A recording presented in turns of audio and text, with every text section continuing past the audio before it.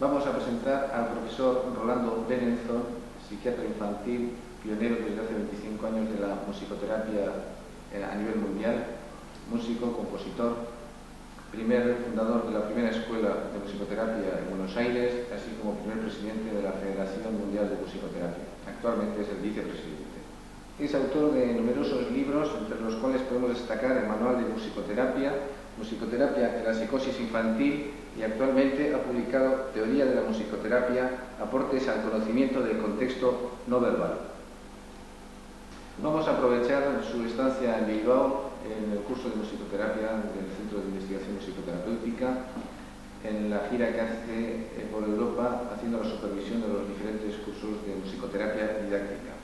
Y vamos a preguntar en primer lugar que nos defina en breves palabras cuál es su concepto ISO, identidad sonora, primera hipótesis de trabajo en la musicoterapia, y su relación con el sonido ser humano. El principio de ISO nos habla de la existencia de una identidad sonora que tiene cada ser humano y que lo caracteriza. Esta identidad sonora es un concepto dinámico, energético. Esto quiere decir que está en constante movimiento, con tendencia hacia la salida hacia el inconsciente, precisamente para producir las expresiones, las distintas expresiones del ser humano. Esta identidad sonora estaría formada primero por el mosaico genético heredado, es decir, todo individuo tiene una serie de fenómenos genéticos que vienen de milenios y milenios y que dependen de su árbol genealógico más ancestral. A esto se le va a agregar todo lo que ocurre durante los 9 meses de gestación, o sea, no solo las sonoridades que recibe, sino también todo lo que sea las vibraciones y los fenómenos gravitacionales que van a incidir y marcar la huella de toda la comunicación ulterior de ese individuo con la sociedad. Posteriormente, los fenómenos durante el nacimiento, o sea, durante el parto, y todo lo que luego le va a ocurrir en la vida directamente exterior. Estas identidades las he dado en llamar universales cuando pertenecen a sonidos que prácticamente son de la raza humana, como el latido cardíaco, los sonidos de inspiración, expiración, el sonido del agua, o sonidos que he llamado de gestálticos porque pertenecen específicamente al individuo, o sonidos culturales que dependen de la sociedad o de la etnia en que se desarrolla ese individuo. Entonces podemos decir que se va a crear una relación, una comunicación entre el musicoterapeuta y el sujeto al cual vamos a intentar tratar. Claro, esto indica el concepto de que todo musicoterapeuta debe reconocer en sí mismo su identidad sonora, precisamente para diferenciarla de la identidad sonora que posee el paciente y a través del cual se va a poder comunicar. Para definir musicoterapia, yo usaré de un paralelismo, o mejor dicho, de una sustitución. He tomado la definición de psicoterapia, que es toda terapéutica con proceso psíquico. Y musicoterapia es toda terapéutica con proceso musical. El término mismo de proceso quiere decir que no es solamente música, pero todo lo que puede producir música. O sea que es mucho más largo que únicamente música. Hay también la manera de hacer las cosas. Para mí, eso es la definición de musicoterapia. A partir de esto, yo pienso que podríamos hablar de qué es musicoterapia y para quién se dedica a musicoterapia. Pero para mí es esto la definición misma y sencilla de musicoterapia.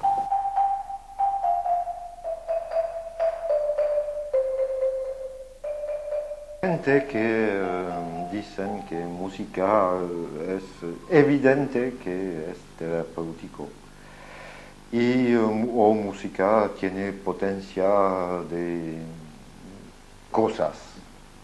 Bien, eso no me parece conveniente. La música es música. El método de musicoterapia es inscrito dentro de la definición, porque para justificar musicoterapia hay que decir que todos los elementos de la música y la música, pero todos los elementos de la música hacen parte de la historia del individuo, no me gusta mucho esta palabra, del sujeto. Es porque cada elemento de la música hace parte de la historia del sujeto que se puede justificar la musicoterapia. Pero la música en sí mismo es música. La música no dice nada, como el cuerpo no dice nada, únicamente la palabra dice algo. Eso es un primer punto. El método es usar de esos elementos para llegar a un dominio de comunicación, como ha dicho, por ejemplo, Berenson, pero como usted ha dicho también, que para tener una acción terapéutica hay una indicación y no hay cosas que se hacen para todos en todos casos. Y eso es el método. El proceso de identificación de estos sonidos o estas identidades sonoras en el musicoterapeuta, tú lo has llamado musicoterapia didáctica. ¿Nos podrías explicar cómo se realiza este proceso de musicoterapia didáctica? La musicoterapia didáctica para mí es la columna vertebral de toda formación de un musicoterapeuta. Es precisamente la posibilidad que tiene de experimentar en él mismo aquello que va a realizar con su paciente. En este tipo de trabajo, el musicoterapeuta logra vivenciar qué significa su identidad sonora, logra reconocerla. Empieza a reconocer sus objetos intermediarios, cómo utilizarlos y qué relación tienen con su propia historia. Además, le permite entrar en lo regresivo y salir a lo prospectivo sin temor, que es exactamente lo que va a hacer cuando acompaña a su paciente. Y además va a reconocer qué es ese contexto no verbal. Y va a descubrir, como lo hacemos constantemente, una serie de fenómenos que son universales. Por ejemplo, para daros algo que caracteriza, se observa que la posibilidad de llevar a la tónica, como por ejemplo podría ser un do, es una estructura continua que relaja, tranquiliza y permite precisamente hacer otros elementos. Por ejemplo, hay una canción que ustedes deben conocer como el...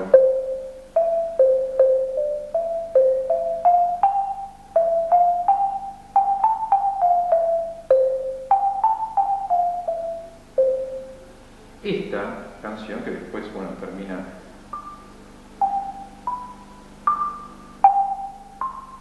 tiene como característica que siempre lleva la tónica del do.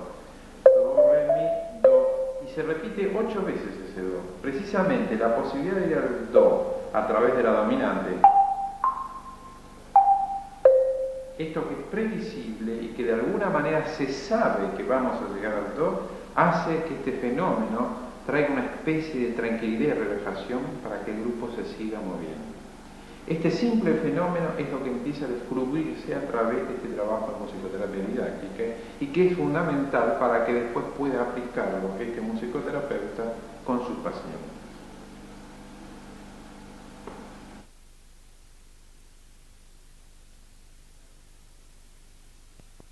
Vamos a ver ahora cuáles son las las diferentes aplicaciones de la musicoterapia, tanto en el campo médico, terapéutico, como en el campo pedagógico. ¿Podrías explicar, psicoterapeuta, en qué vertiente de la salud o de la prevención de esta enfermedad tiene sitio? Bueno, el musicoterapeuta puede aplicar esta técnica primero en un campo médico-terapéutico, en el cual tenemos todas sus posibilidades patológicas, como ser la perturbación mental, la perturbación motora, la perturbación sensorial con ciegos y sordos, y otras perturbaciones más específicas, como las psicosomáticas o actualmente la gerontología. Luego tiene una aplicación que es la preventiva, que creo que es una de las más importantes, porque permite precisamente introducirse en un campo de la medicina que es la verdadera fórmula, como es, por ejemplo, prever los sistemas patológicos de comunicación entre la madre y su hijo y posteriormente todo lo que puede producir esto. Luego tiene un campo importante que es el pedagógico.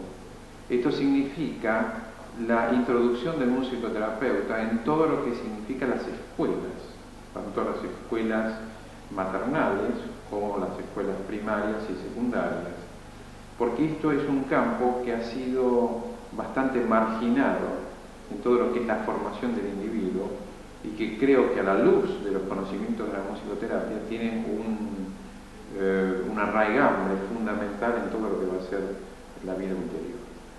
Y finalmente podemos hablar de los problemas sociales, en donde la drogadicción o la toxicomanía en este momento tiene mucho que ver, como también en instituciones como las carcelarias, en donde la musicoterapia puede intervenir para integrar o para permitir la integración.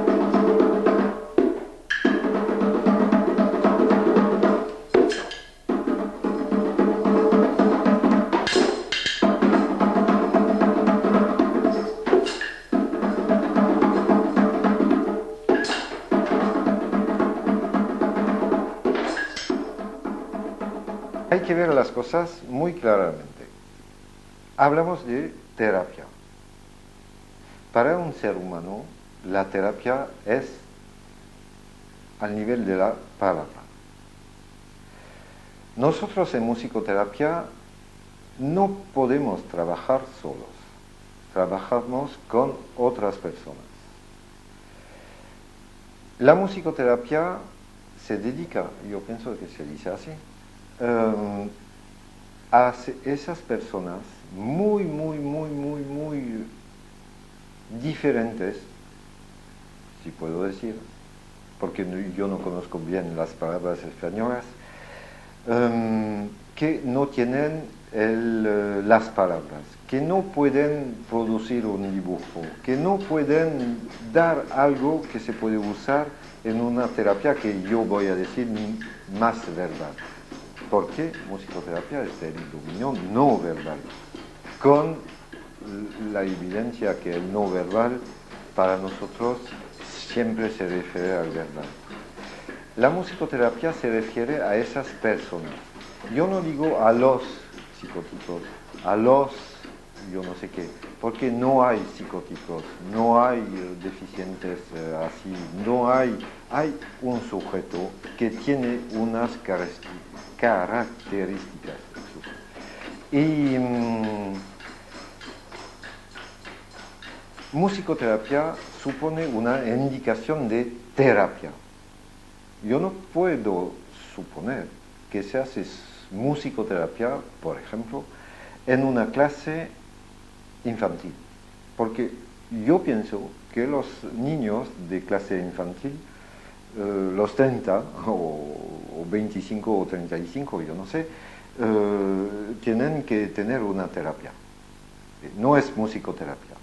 Bien, eso es el dominio de la musicoterapia. Es muy pequeñito, es para abrir esos canales de comunicación, como dice Rolando Berenson, que permite a otro terapeuta tener un trabajo. Tenemos que trabajar a nivel de primario para establecer un código de comunicación. Eso es difícil. Y eso justifica la musicoterapia. Ahora bien, hay también aplicaciones de musicoterapia, pero no es musicoterapia, son aplicaciones. Como decía Melanie Klein, cuando decía que todas maestras de infantiles tendría que ser, o estar, ser psicoanalizada, no psicoanalista, psicoanalizada. Era porque la vista de las cosas era diferente. Se puede aplicar técnicas de musicoterapia, por ejemplo, con las personas de tercera edad, se dice, yo supongo aquí también, o sea, antiguamente decíamos los ancianos, con los niños que tienen problemas para aprender a escuela, aprender a leer, pero no es terapia, es reeducación.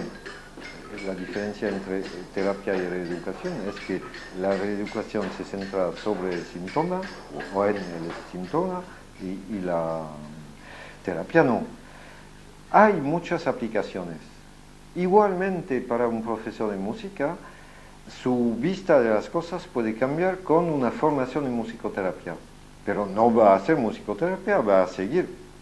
Tenemos, por ejemplo, muchos alumnos que hacen, en Francia se llama ortofonía, yo no sé aquí cómo se llama, pero no cambian el trabajo que hacen. Empiezan un cierto trabajo con métodos de musicoterapia, pero hacen su trabajo. O sea que hay un dominio de terapia, yo he dicho con quién se hacía, y un dominio de aplicaciones.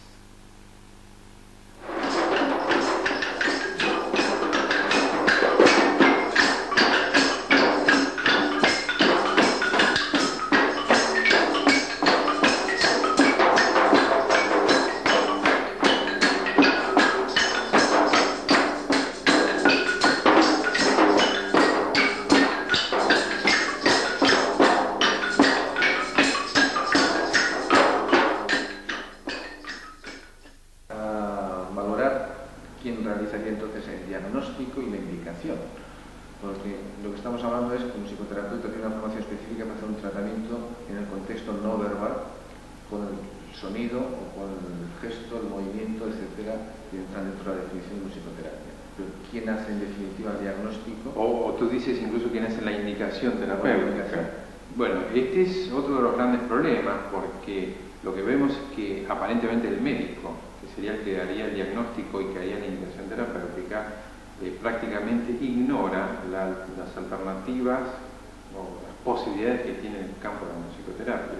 Esto quiere decir que el médico debería, de alguna manera, tener cursos paralelos en donde se informe de las posibilidades de la musicoterapia y donde pueda de pronto hacer una alternativa más de este tipo de terapia. No nos olvidemos que estamos en este momento dentro de un campo de la medicina donde las terapias alternativas empiezan a ser casi verdaderas posibilidades terapéuticas.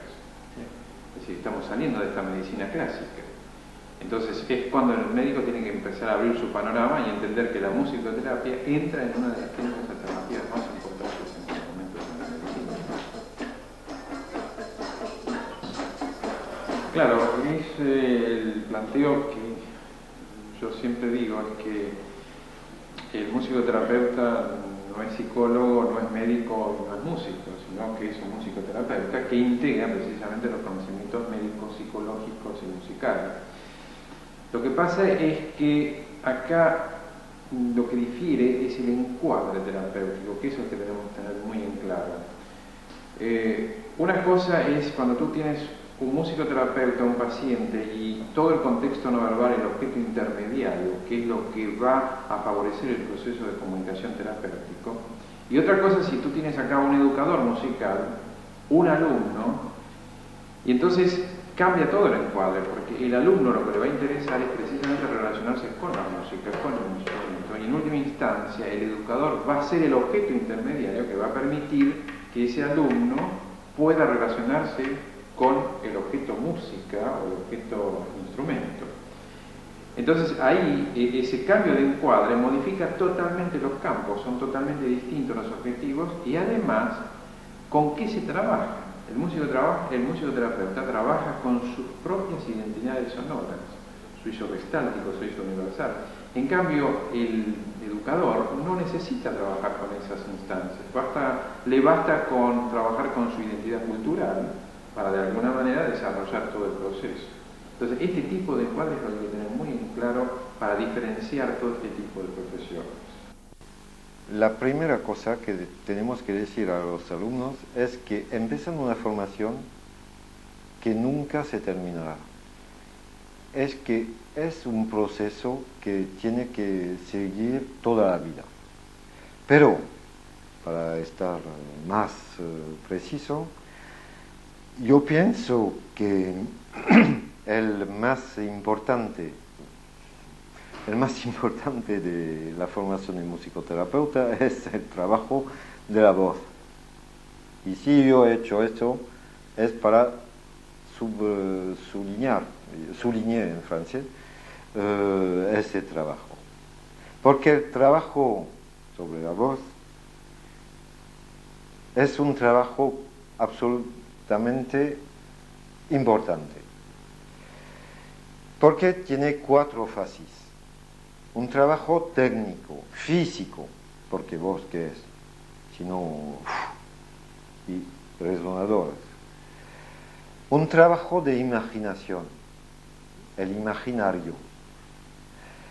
Un trabajo especialmente centrado sobre la resonancia de la voz y un trabajo que se pasa al nivel individual en un lugar de palabra. Por eso yo pienso que es el trabajo fundamental para un musicoterapeuta.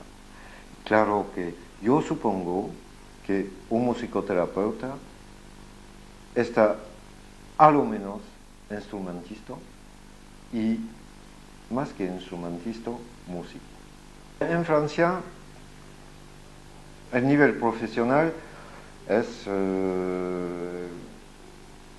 decimos, al nivel de los, ¿cómo se dice?, paramedicales.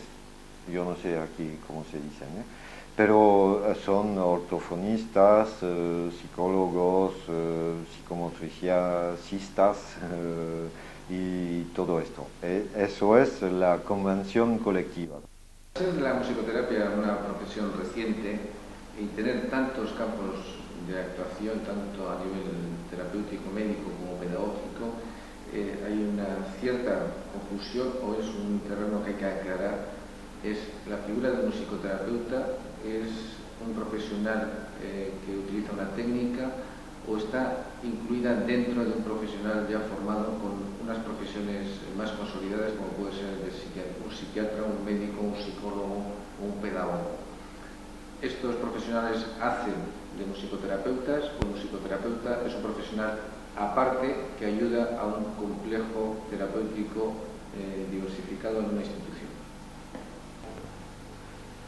Bueno, te diré que has puesto en realidad el dedo en la llaga, porque has hecho una pregunta que da precisamente a la problemática de este equipo multidisciplinario, multifacético, que significa todo el equipo de salud, en donde hay una serie de situaciones competitivas y de interferencia entre campos.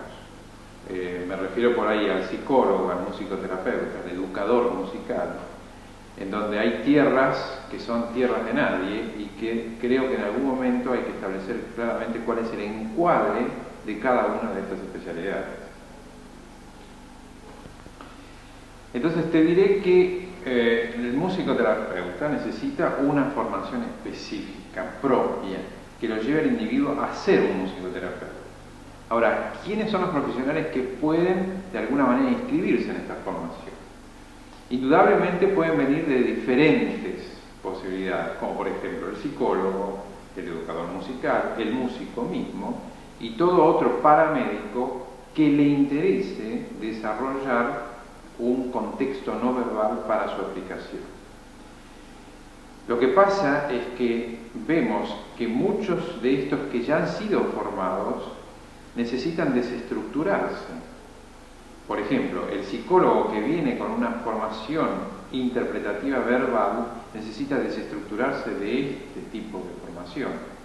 O por el otro lado, el músico que viene también de una formación prejuicioso-estética musical también necesita desestructurarse como para poder aceptar cualquier tipo de expresión sonora, aunque no coincida con la estética musical a que le está acostumbrado. ¿Nos podrías dar un poco tu opinión sobre la situación que encuentras en España, en tanto a nivel de escuelas de formación, tu experiencia con los diferentes grupos de musicoterapia didáctica que vienes realizando desde hace varios años y en qué situación nos encontramos a nivel internacional? Bueno, creo que a lo largo de estos años España ha empezado a organizarse y creo que esta es la etapa importante para empezar a unir estas diferentes organizaciones. Por ejemplo, como acá la Escuela de Bilbao, que empieza a tener una estructura definida de formación, que empieza a nivelarse y que empieza además a repetir los fenómenos de enseñanza para que estos vayan profundizándose. Entonces, creo que es importante que este sea el momento de unir todas estas formaciones para empezar a tener determinadas normas o reglamentos generales, aunque se particularicen luego de acuerdo a cada cual que realmente lo dirija. Con respecto a España y el contexto europeo, no hay demasiada diferencia. En realidad, tanto en Italia como en Francia como en Suiza, también sucede la creación de pequeños grupos formativos que recién ahora empiezan a estructurarse y a transformarse en escuelas propiamente dichas de formación.